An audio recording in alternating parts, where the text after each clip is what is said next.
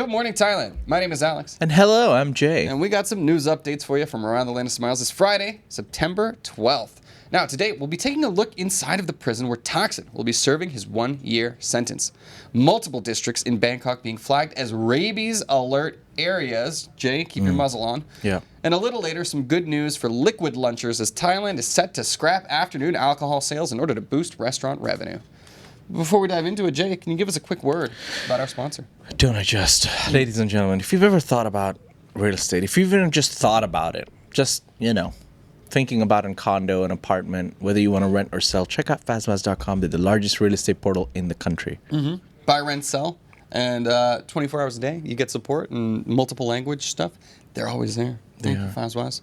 Not to mention, sorry, everybody who's going to get annoyed at this. I have a show tomorrow night. Pop that up real quick. We're doing it's called, the first rule about Spite Club? What is that? Spite Club. Spite Club? Yeah, it's like Fight Club, except we just insult each other instead of fight each other. Oh, okay. You got a graphic for me? Where is it? There it is. Spite Club. First rule about Spite Club. You tell all your friends about it. Look, tomorrow night at 8 p.m. at 420 The Loft, we will be having a roast battle. Okay. So this is an adversarial event where we will have comedians from all around the world. You can see the flags there, all English, of course, except for our lovely Austrian man who, he's Austrian. It's loud and German sounding. But we will be fighting each other, and then the audience will be deciding who the winners are to move on to the next rounds. There's a big prize at the end for the winner of the Spite Club. So if you want to see us tear each other down and insult everything about each other, come and see it. I am very excited about this. I will be writing a rap for it. Okay. Getting inspired by Eminem. Moving on. Please come join us. Now, moving on to our first story. We're heading behind bars inside of Klong, where what awaits Thaksin is being discussed. Former inmates describe Bangkok's Klong Central Prison as cramped, austere, and tense, with prisoners sleeping on thin blankets on the floor and washing in open communal areas. Food is plain and portions small, while the risk of intimidation or violence is part of daily life. Thaksin Shinawat, 76, has begun serving a 1-year term there, and after a court ruled his long hospital stay did not count toward his sentence. He initially undergoes quarantine and, due to age and profile, is expected to be kept in lower risk zones. The conditions underscore how far the former Prime Minister has fallen from political power to prison routine. Well, how long do you think until he gets some prison tattoos? Exactly 3 days and 4 hours. Yeah, 3 days and 4. Wow. Yeah, that just says badass. Yeah. I don't know. I wouldn't want to mess with Thaksin because that guy, he's still wielding, prison or not, man's got a lot of wealth, got a lot of influence, a lot of power. Certainly not somebody I'd want to mess with. He's actually got a picture of Mike Tyson on his back, like the full back, just holding his gloves up saying, come on. Yeah. Well, I got Tyson watching my back. I think that's a good thing. Here's the funny part. He is going to be teaching English to the other inmates as part of like his routine now. So I think that's a nice thing. But once again, I don't think he's going to spend a single day in prison. Not the prison that we know. Well, he's there. I mean, he's there, but they probably have like some nice sofa chair, nice room or something like that. Yeah, it's got to be a little bit nicer than what the rest of the guys are doing. Still, doesn't sound like a nice place. Yeah. Anyways, all right. Well, staying on the topic of the Shinawat family, Paetongtarn stays at the helm as Pheu regroups. Pheu has confirmed Paetongtarn Shinawat will remain party leader despite recent political turmoil. Senior figures frame the decision as a bid for stability while the party undertakes internal restructuring and prepares for the next election cycle. Supporters say continuity helps consolidate the base after her court-ordered removal as prime minister. The party is also weighing strategic adjustments to respond to shifting alliances in the parliament. Paetongtarn has publicly vowed to keep leading the party's rebuilding effort. Wow. Yeah. I don't know about this. Yeah. I think if I was also like an MP in that party, I'd be like, really? You're going to stay the leader? We're going to run this back? We're going to go for the elections again? You think after everything that's happened? I know. That's what's crazy to me about this. I don't know if they have any other major political figures, though, that could sort of, the Shinawat name still goes a long way with a lot of the traditional voter base in Thailand. Yeah, especially for the Pheu party. Exactly. But for me, it's just so weird. It's like I felt like Sreta before was from what I perceived a relatively capable leader comparatively. I've seen interviews with him where he's very eloquent. He knows what he's talking about when it comes to policy. Paetongtarn has become famously ridiculed in the media, the Thai media, for never giving interviews and never really, exhibiting that political prowess that is necessary to lead a major political party. So it is curious that they're sticking with their guns here despite all of the perceived failures. Yeah. I don't know. We'll see what the strategy, how it plays out in the elections that are coming up very soon. All right. Let's move on. Our next story is, look, I'm a little late to this one, but everybody still keeps talking about it. It's not going away. Guys, if you see soy dogs, avoid them. Yeah. Apparently, Bangkok has flagged multiple districts as rabies alert areas. Yikes. City health officials declared a rabies alert after positive animal cases emerged, urging people to avoid contact with strays and report suspicious behavior. Authorities said a 5-kilometer watch zone centered on Soi Chalom Prakyat Ramanai, Soi 49 in Prawet, and listed affected areas across Prawet, Suan Luang, Lak Krabang, Sapan Sung, Bang Na, Prakanong, and Bang Thli. Well done. Thank you very much. The Livestock Office designated an animal disease outbreak zone from September 9th to October 8th. Residents are advised to vaccinate pets and seek immediate medical care after any bite or exposure. Officials publish hotline numbers and symptoms to watch for as monitoring continues. All right. Did you like my rundown of the provinces? Thank you. I had no choice. It was like someone had chained me down and made me listen to you pronouncing these places. But it was a good attempt. It was a very respectable attempt. I'm trying. Yeah. I've been practicing. I've been trying to get better at it. But here's the question: is this the beginning of the zombie apocalypse in Thailand? It might just be. Yeah. I don't know. This sucks because it goes against all of my instincts. Yeah. I've definitely pet strays before, plenty of times. I'd never pet any stray dog. Really? Ever. Really? Like in my entire life. I don't know. I'm such a sucker for dogs. Stray dogs, man. Like why? Why? I don't know. I didn't grow up in that kind of environment. Like, growing up in street dogs here as well. You're never too sure. So I don't know. Yeah. I mean, that's why they're warning you. I won't be doing it now. Rabies, man. What are the signs? Like, you're looking for a dog that's like frothing or what? That's the thing. A bit aggressive. If he starts snapping at you, move away. Definitely. Because, of course, is there a rabies vaccine now? Yeah, of course. There is? Oh, vaccine? I don't know. But there's medicine for it. As soon as you get bit, you get the jabs to the stomach. I know that. Is there a vaccine yet? Yeah, vaccine. No medicine. No medicine. Well, yeah. I mean, there's medicine if you get it right away, like the stomach injections. You have to go right away as soon as you get bit. Or what? What happens? You die of rabies. It's hydrophobia. You can't drink water. Things like that. It's horrendous. You can't drink water? Cannot. Your body just if you see videos of people with rabies on the internet, they just. Who watches videos like that? Mookie, probably. She's evil. I'm terminally on the internet. I can't help it. But I'm staying away from all videos Mookie tries to show me from now on. By the way, I did like Tony's typo in there. Of course. 13 shots in the stomach for rabies? Yeah, it's crazy. Yeah, it's an insane regimen. But at least there's something, right? Whoa. It's not fun. But I like Tony's typo. Or is it a typo or was it intentional? Rabbis never hurt anyone unless you are a child going for a circumcision. On that note, I like that joke. Swiftly moving on to our next story, which is regarding Phuket police detain a tourist accused of indecent act. Ooh, oh no.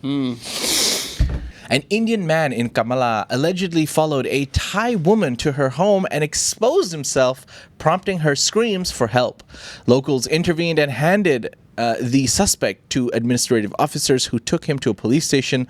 Video of the incident spread online via a Thai news Facebook page, and the man apologized in Thai during questioning, according to the clip. Now, authorities have not yet disclosed the punishment of charges, but here goes another story of Farang behaving badly. Indeed. These days, everybody has a phone. Everybody's recording. Why would you do this? I just don't get it. Hey, okay, now it's not just me seeing it, it's everybody. Yeah. I guess this is a weird thing. This has been a trope for a long time. Man in trench coat, just like woo, and then runs away. I just don't do it, ladies and gentlemen. Don't indecently expose yourself. Don't expose yourself in general. Ask for permission. Yeah. Or just put it behind the paywall of OnlyFans. Yeah. Like, that's also true. Yeah. Those are consenting situations right there. But Yeah. I don't even understand what is that like as a last resort? Like, hey, lady who's been ignoring me for the past 20 minutes as I follow you back home, here's my last ditch effort. Pada! This is all I got. No? Yeah. No? Huh? Has that ever worked in the history? I don't think so. Like He's trying to do the trying to hook Superman. Yeah, that's Claire, I forgot my Superman Works suit. one Sorry. out of 3 times. That's only in television. How I Met Your Mother. I know your references. Yeah. Don't do it. Don't do it. That's a terrible lesson that they were teaching people. Yeah. I think, actually, that's not a good take. That didn't age well.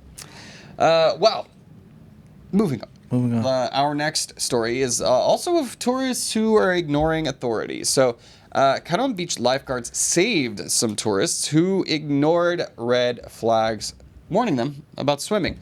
A 31-year-old visitor from Quang Nam, Vietnam, entered the surf at Karon Beach despite red warning flags posted for dangerous conditions. Lifeguards quickly pulled him from strong waves and brought him safely ashore. The tourist admitted that he saw the warnings but went in anyways. Officials used the case to remind beachgoers that red flags signal high risk from rip currents and rough seas.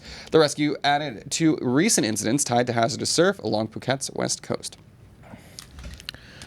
Do be careful out there. I mean, lucky the lifeguard was there and able to get in there. I mean, that's the whole point of the warning flags. A lot of tourists get in trouble because the currents are way more stronger than they actually think. And just don't mess with the sea, man. The sea will eat you up. Yeah, for sure. I'm from Florida. This is like well-known culture for us. We understand, like, all right, hurricanes coming in, maybe don't go in. And also, a lot of the time, the tourists they abuse the red flags. Like, they'll see red flags, they know they're not supposed to go in the water or they're not supposed to go past this line. But I'm a strong swimmer. Yeah. Against the ocean. Yeah. You're not gonna match the power of the sea. Yeah. That's for sure. Wait a second. What? I'm with you there. It's a bit too late when you're like, already kind of drowning. Yeah. I like, by the way, Wu-Tang's quote right now. There's red flags on the beaches, red flags on Soy 6, probably in Nana, and Soy Cowboy as well. Yeah. Red flags everywhere. And listen to the warnings, people.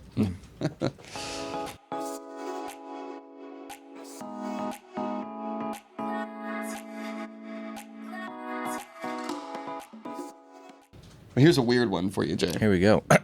Avocado smoothie turns out to be green curry blend. What?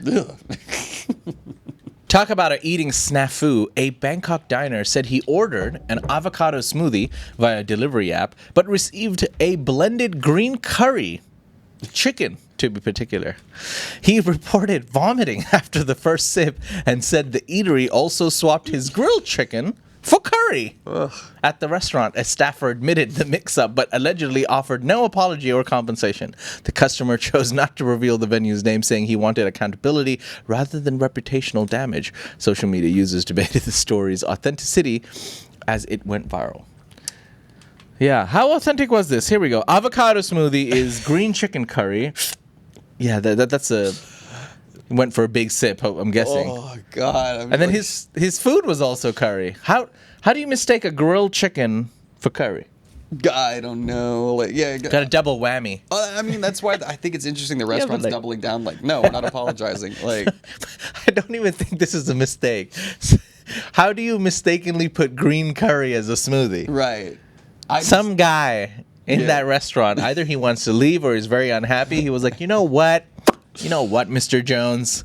Surprise! I'm dying at this one, though, man. I just can't imagine. 'Cause I order avocado smoothies all the time. And now this is a new fear that has been unlocked for me.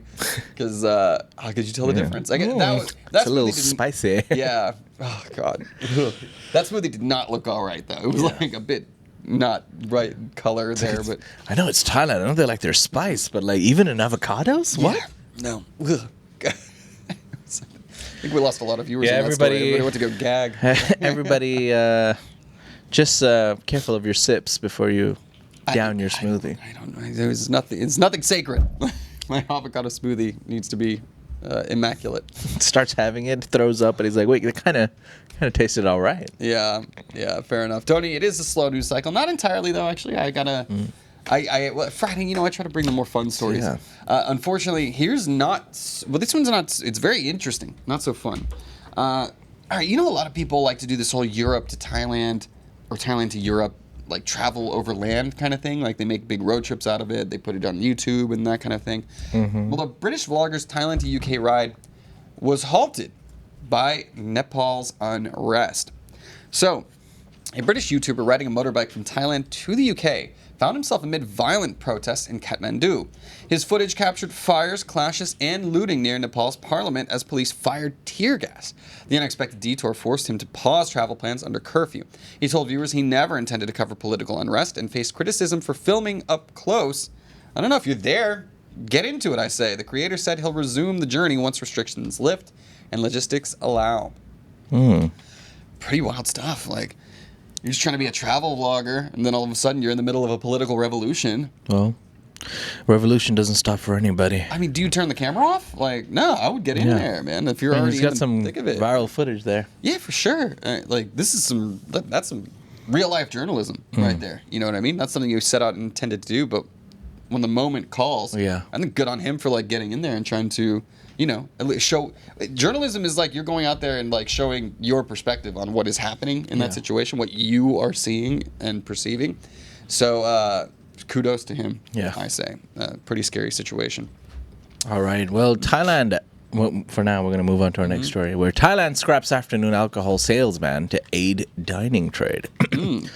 More alcohol for everybody at all times in Thailand. Thailand has ended the decades-old rule of prohibiting alcohol sales in restaurants from 2 p.m. to 5 p.m. Industry leaders say the move will lift sales by roughly 20 to 25% and better align with tourist dining habits. The ban, dating to a 1972 order, had long frustrated visitors and operators alike.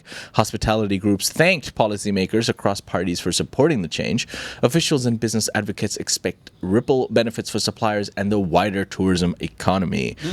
I don't remember the last time I was denied an alcoholic beverage at a restaurant during the afternoon. To be honest, it has happened to me. Really? And, yeah. So at like I said, in major shopping areas like Central World and Siam Paragon, those kinds of places. Okay, yeah. They don't allow it. Yeah. And that's like where the most foot traffic is. So it's a huge revenue breaker for people who are on vacation, who are also surprised, right? Like I think a lot of people, they sit in at a restaurant and think, okay, I can get a beer now.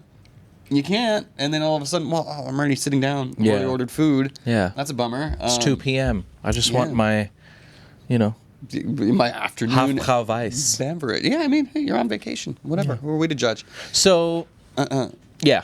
Unclear about 7-Eleven. Yeah, individual restaurants, like in Soy 11 or like in certain areas, oh, sorry, I shouldn't have said Soy 11. Never mind. Anyways, allegedly. In other places. Allegedly. Yeah. You can get a cold beverage.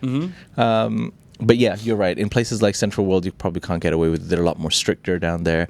Yeah, no mention of 7-Eleven, so I think the ban at 7-Eleven will still remain. Yeah, or 7-Elevens are usually near schools and stuff like that. That's more of a sensitive thing. But step in the right direction for alcohol drinkers, that's for sure. And for the revenue, because so much of the revenue is made off of those drinks and cocktails rather than the food itself. So, in a time when we keep talking about tourism affected industries, being affected by the decline in tourism. Yeah, this is a good move, I think, to help boost revenue for people that might be struggling.